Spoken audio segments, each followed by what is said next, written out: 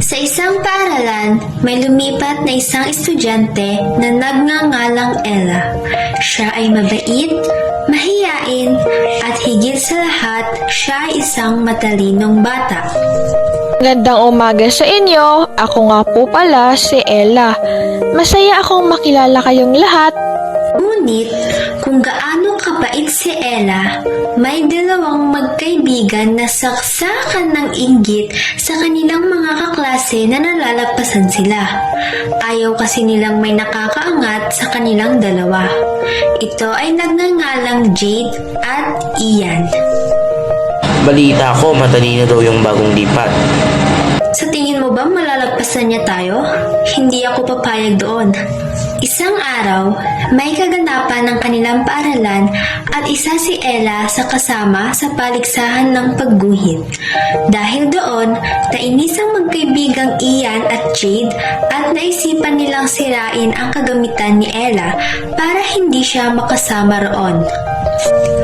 Hindi ako papayag na makasama si Ella doon. Halika't sirain natin ang kanyang kagamitan habang hindi pa siya nagsisimula. Tuluyan na ngang nasira ni Jade at Ian ang kagamitan na gagamitin sana ni Ella sa kanyang pagguhit. Hala!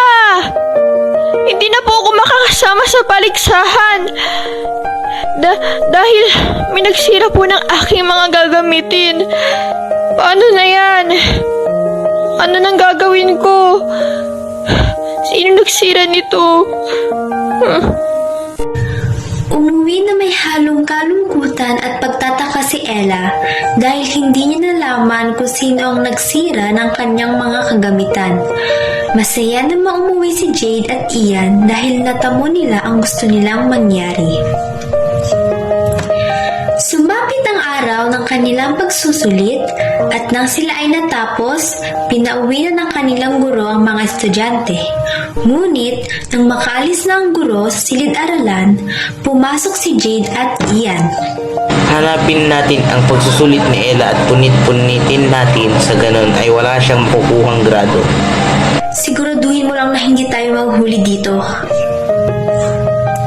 Kinabukasan, may pangyayaring hindi inaasahan si Jade at Ian.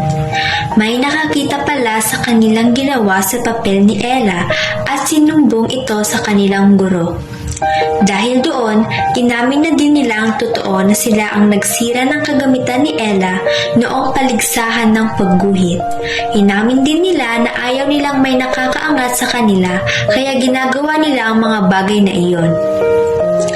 Pinatawag ang magulang nila Jade at Ian at sila ay pinalipat ng ibang paaralan.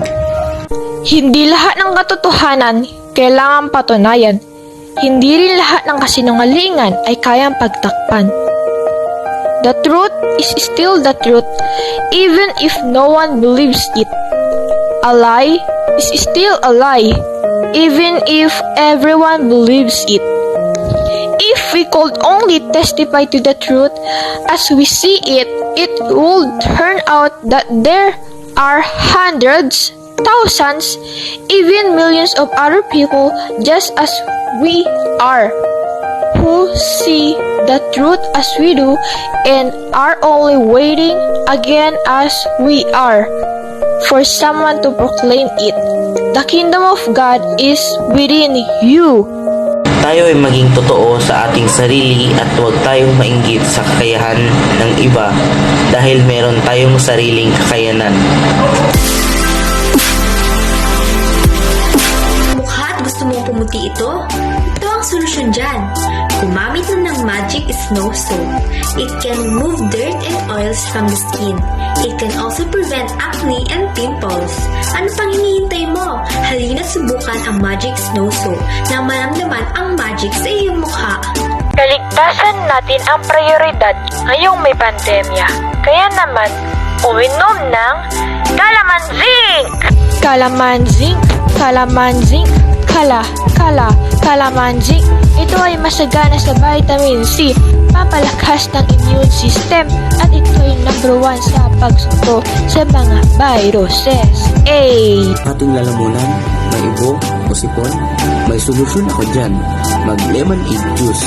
Ito ay nagtatanggal ng mga sakit at nagpapabuti sa pantunaw at normal ang mga proseso ng metabolic.